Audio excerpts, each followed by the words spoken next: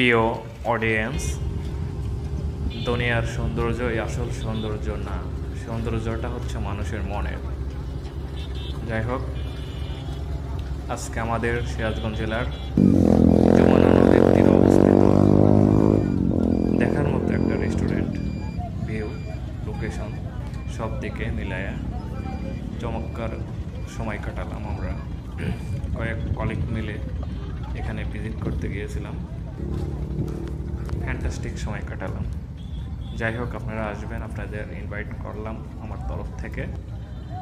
ঘুরে যাবেন, দেখে যাবেন, উপভোগ করে যাবেন। বিনোদনের শেষ নেই এখানে। বিনোদন তো আছেই, পাশাপাশি আপনার প্রকৃতি, লোকেশন, ভিউ সব মিলাই চমৎকার সুন্দর।